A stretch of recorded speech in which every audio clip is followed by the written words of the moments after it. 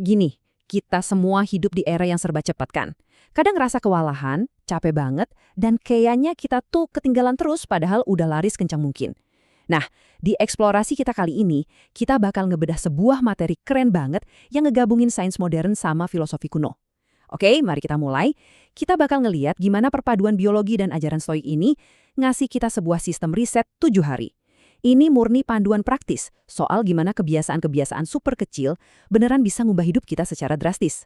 Coba deh jujur, pernah nggak sih kamu bangun tidur, hal pertama yang dipegang langsung HP, tiba-tiba hari udah gelap aja tanpa ada satupun hal penting yang kelar. Tenang, kamu nggak sendirian kok.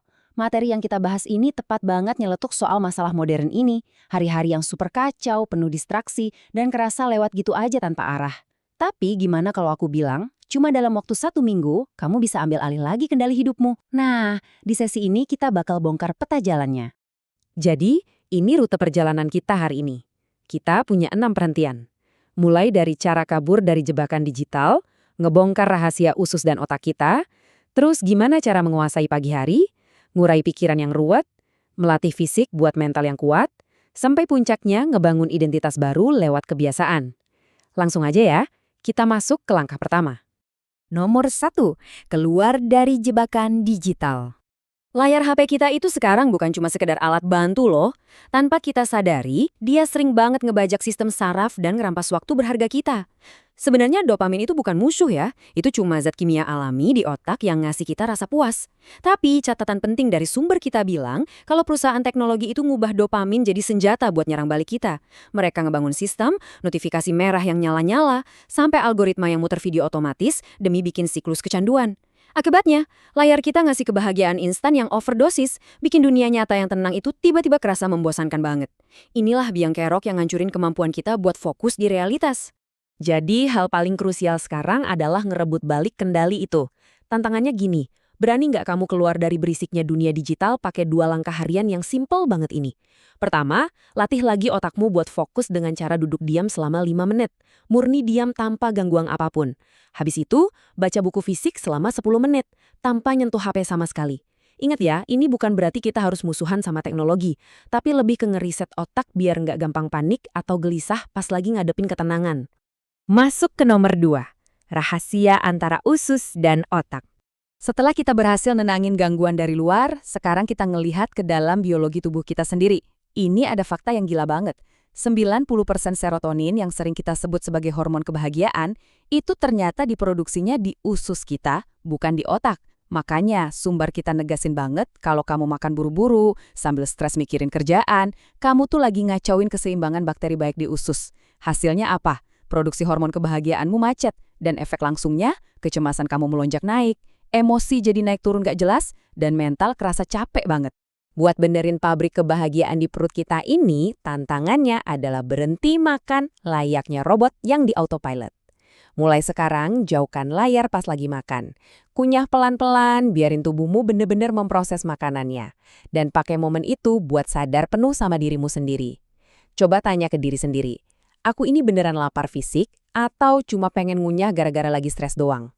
3 langkah sederhana ini menurut materi yang lagi kita bedah, bener-bener jadi kunci buat dapat stabilitas emosi yang solid. Oke, nomor 3, menguasai pagi hari. Nah, sekarang mari kita sambungin biologi tadi sama momen paling penting dalam hari kita, pas baru bangun tidur. Banyak kan yang bilang kalau orang sukses tuh pasti bangun jam 4 pagi. Tapi tunggu dulu, sumber kita meluruskan hal ini. Yang paling penting itu sebenarnya bukan jam berapa kamu bangun, tapi konsistensinya. Waktu kita kurang tidur, bagian depan otak kita yang ngatur logika dan perencanaan itu ibaratnya lagi ikutan tidur. Jadinya kita super impulsif dan gampang banget kegoda. Sebaliknya, kalau jadwal tidur kita konsisten, hormon kita jadi seimbang, metabolisme stabil, dan kita punya semacam temeng rasional yang kuat buat ngendalinin diri dari segala kekacauan hari itu. Terus gimana cara nyelarasi ritme biologis ini? Prakteknya cukup simpel kok. Pertama, usahain tidur di jam yang sama tiap malam, biar ritme alami tubuh nggak bingung. Kedua, stop mantengin layar 2 jam sebelum tidur, biar hormon melatonin kamu aman. Dan yang ketiga, pas pagi hari, sempetin cari sinar matahari. Ini ngasih sinyal ke otak kalau hari udah beneran dimulai. Sesuai sama prinsip stoik yang diajarin di materi ini, pakai pagi harimu buat persiapan dan refleksi diri, bukan malah langsung bereaksi panik balesin chat atau notif sosmed. Lanjut ke nomor 4, mengurai pikiran yang kusut. Sekarang kita masuk ke bagian gimana cara kita memproses emosi di dalam kepala. Ini dia penjelasan ilmiah kenapa nulis jurnal itu kadang rasanya kayak sihir. Pas kita mendem stres sendirian, amigdala kita alias pusat alarm emosi di otak itu kerja rodi, bikin kita panik terus-terusan. Tapi data dari pembahasan kita nunjukin kalau tindakan simple mindahin pikiran ruwet ke atas kertas itu secara harfiah ngubah cara kerja otak kita. Nulis itu nenangin alarm amigdala tadi dan langsung ngebangunin korteks prefrontal buat mikir logis.